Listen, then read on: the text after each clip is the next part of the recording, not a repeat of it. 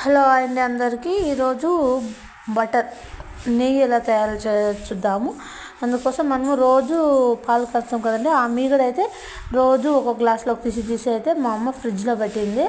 సరే దాన్ని ఇప్పుడు నెయ్యిలా చేద్దామనేసి సేమ్ ఆ బటర్ని ఇప్పుడు దాన్ని తీసుకొని మిక్సీ జార్లో వేసుకొని కొంచెం నీళ్ళు వేసుకొని 2-3 సార్లు బాగా గ్రైండ్ చేసుకున్నాను. తర్వాత దాన్ని చల్లే వాటర్లో వేసుకున్నాను. ఒకసారి కాదు 2-3 సార్లు అయితే ఇలా నీట్గా వాటర్ మార్చి వాటర్తో నీట్గా కడిగేసిన తర్వాత ఫ్రెష్గా రెడీ అవుతుంది అనమాట బటర్. ఇప్పుడు దీన్ని అంటారనమాట బటర్.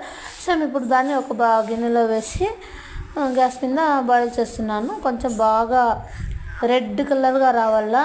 ఒక లవంగము, కరివేపాకు వేసామంటే ఇంకా ఫ్లేవర్ అనేది చాలా బాగుంటుంది.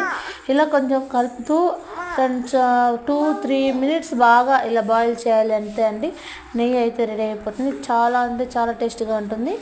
మన ఇంట్లో చేసుకున్న కొంచెం నెయ్యి అయినా మనకి మంచిది, ఆరోగ్యమైనది.